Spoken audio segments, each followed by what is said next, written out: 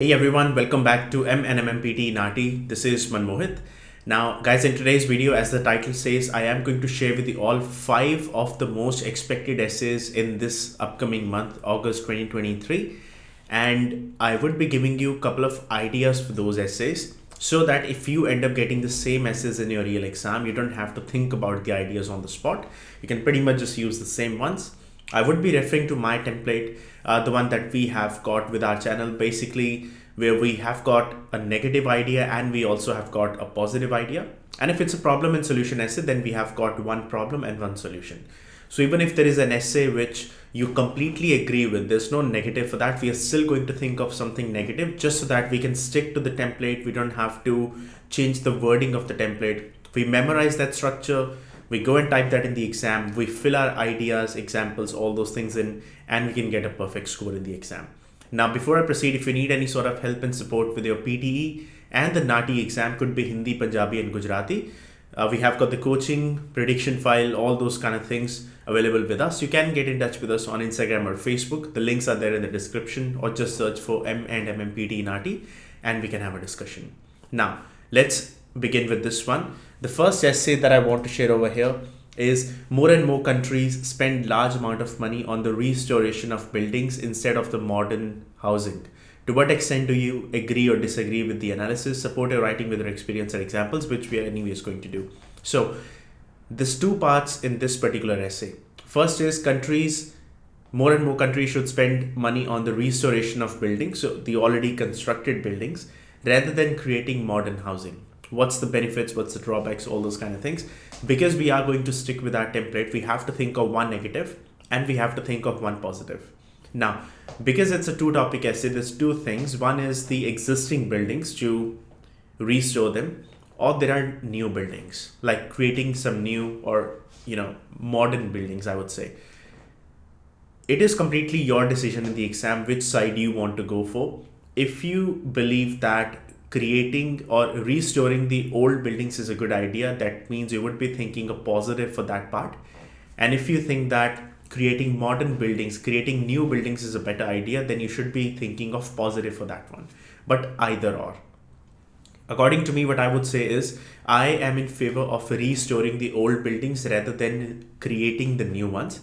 So what I am going to do is I am going to think of a positive for restoring the old buildings, and I'm going to think of a negative for creating the modern buildings. Now, when I have to think about restoring the old buildings, what is the benefit of that? The first benefit that comes to my mind is that it will help to preserve the old culture. Buildings that were made in 1800s or 1700s, rather than demolishing them and creating some new ones, if we restore them, they are still gonna stand for another 100 or so years, or because the infrastructure used to be so great, it can be even more than that. So I would say that it will help to preserve the old culture so that the upcoming generations can benefit from it, right? And in my next paragraph, where I have to say negative about creating modern buildings, I can say that nowadays the material that is being used in the buildings is not up to the mark and it is not of a great quality. That is why we see a lot of news nowadays that any modern buildings are not lasting any more than 50 years because the material cannot stand the climate change, the strong winds, the floods, all these kind of things. So modern buildings are not up to the mark because of the quality of the material which is being used in them. So I just created a negative idea for modern buildings and I just created a positive idea for existing buildings. And because you have to give an example in the template that we provide, so in the example you can just, now examples have to be fake. Even if they are not factually correct, that's completely fine. Pearson is not going to cross check your facts. So when you think of an example for the existing buildings, you can simply say as an example or as an instance, the building, the Empire building that was created in 1800s is still standing strong. And because it was restored, the engineers have said that that building is going to last for another 200 years. Again, even if it's factually wrong, that's completely fine. And if I have to think of an example for the modern buildings, I can say the state building that was created 50 years ago just kind of collapsed all of a sudden and it was all over the news. and the engineers determined that it was purely because of the material that was used to build them. So I gave an example supporting my very same idea. Like I said, in the exam, you can do the completely opposite. You can say something negative about, let's say, the creating the or restoring the old buildings, and you can give a positive about creating modern buildings. That's completely fine. But if you end up getting the same essay in the exam, you're more than welcome to just use the very same ideas. You should absolutely be fine. Just keep a simple thing in your mind. Ideas need to be simple, straightforward, and to the point. Do not complicate your ideas. Essay is only worth 5 marks out of 90, and template is the main thing over here. If you memorize the template, you are going to be absolutely fine. Keep your ideas simple. Try to finish your essay on time. The next one that I have is some believe the value of travel is overrated. Some talented people know things across the world without the travel. People argue whether travel is or not a necessary part of education. To what extent do you agree with it? Look, the moment I look at this essay, it's a one topic essay, but I am of an understanding that travel is definitely important for the education. So I've already made up my mind that which way I'm gonna go. That I believe travel is a good part. Travel is a good thing for education. However, because with our template we have to give one negative and one positive, so even if I'm in complete support of this travel, I still need to give one negative idea and I still need to give one positive idea.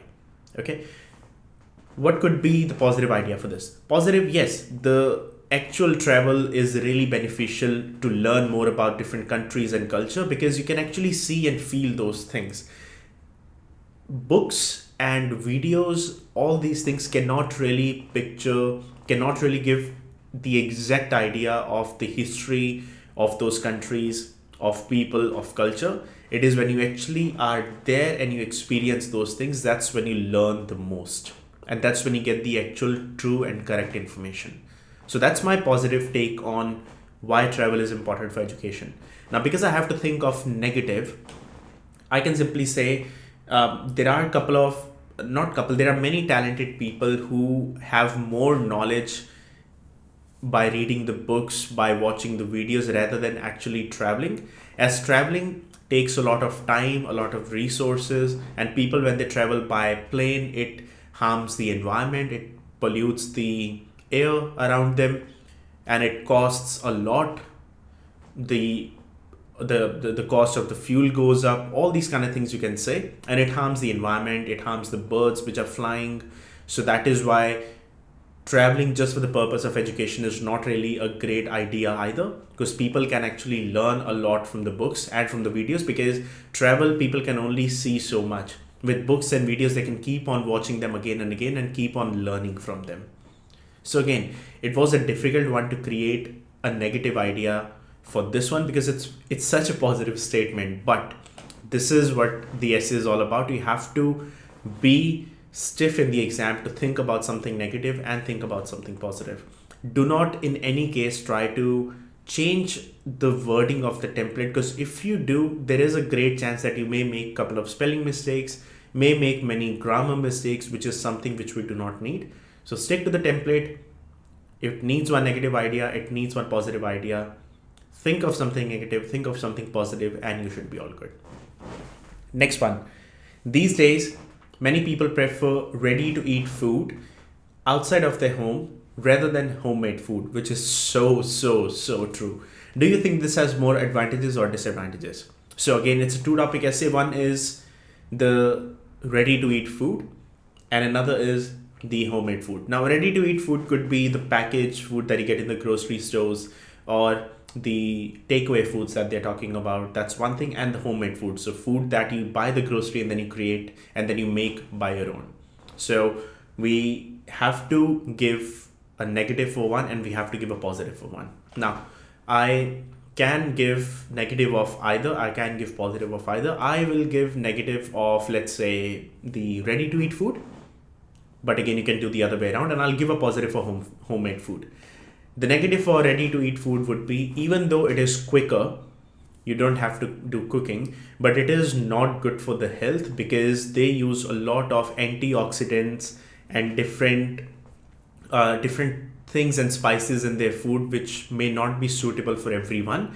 So in the long run, it may sound cheaper, but it is harmful for the health. That's it. That's my one idea. That's something I can give as a negative for ready to eat food. For the positive of the homemade food, I can say there's many positives. I can say it is a lot cheaper to buy the grocery and cook by yourself because you are in control of cooking. You can use the spices which suit you. Plus, at the same time, it tastes a lot better. Plus, it is a lot healthier as compared to buying the food from outside. So that's a straight benefit of homemade food. Again, it's cheaper. It's nutritious. It's more nutritious. You have the control of the cooking. You can pre-plan the meals. You can pre-package the meals based on that. So it is a lot cheaper. So many benefits of having homemade food. But again, if you want to give the other way around, if you want to give a positive for ready to eat food, you can say that because so many students, they do not have time to cook, so they prefer to eat ready to eat. So it saves them a bit of money, plus at the same time it saves them a lot of time which they can invest in their studies or invest in working more hours just so that they can earn and support themselves and their education. And for homemade food, you can say nowadays, because of the grocery prices rising so much, it is actually becoming a lot more costlier to cook at home.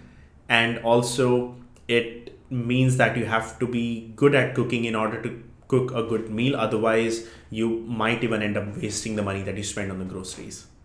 So did you see how I twisted the ideas? It's completely upon you in the exam on which way you go. But we are going to stick to the same rule, one negative and one positive idea. So that was my essay number 3. Essay number 4 is, as money is important, all children should be taught financial management at school. Do you agree with it or not? Now, this is a very positive statement. Like the moment I read this essay, I am in total support of having financial management being taught at school. But again, we are bound by a template. We have to think of something negative. Plus, we have to think of something positive. Now, positive, because it's easier, I'll straight away say, yes, it is very beneficial to teach the financial management at school, because nowadays managing the finances is so important as compared to earning money.